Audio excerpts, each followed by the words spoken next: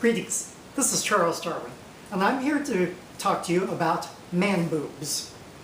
Okay, now both men and women have mammary glands. It's just that in men, they remain undeveloped as a general rule. But the physical structures, the actual mammary glands themselves, and the genetic basis for them remains.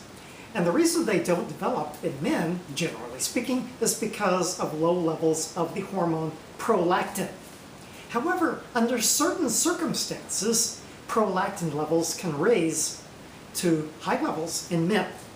And one example of that, taking all the way to lactation, actually, so that men can lactate, is if they are starving and then suddenly they have a lot of food. This was noticed after World War II when people didn't have enough to eat and they were nearly starved. And then when the war was over, they had lots of food.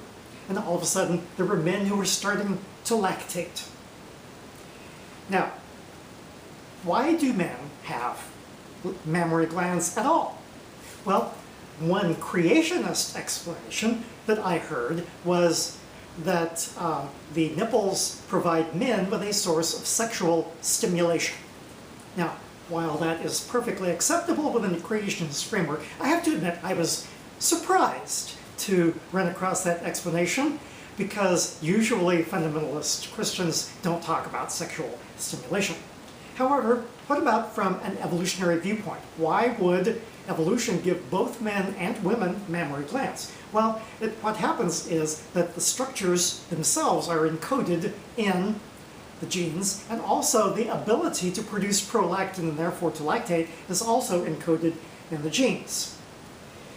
But what has happened is natural selection has favored specialization, so that men and women don't both do everything. And so women specialize on the lactation, and men specialize on doing other things, such as hunting and whatever else they need to do to bring fitness to their family line.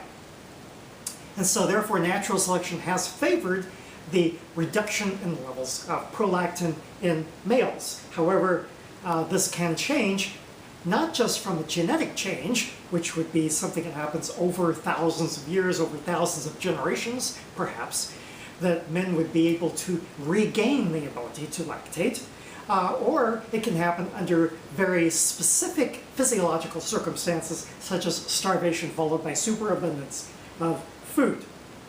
Well, now let's think about the future, which is always a dangerous thing to do, but hey, we're just speculating, let's do it.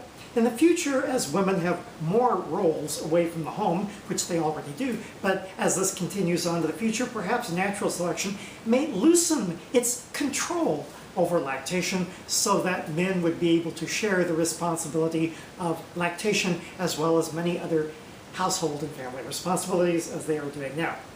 Now, am I going to see that? Probably not.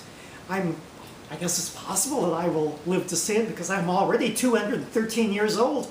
So if it takes another 500 years for that to happen, then maybe I will see it. You know, I'm not dead yet. Now, all I know is I won't evolve, because evolution is something that happens from one generation to the next, not something that happens within a lifetime. This is Charles Darwin. Tally-ho. Oh, you're so sweet. But don't expect any milk. Tally-ho and amen.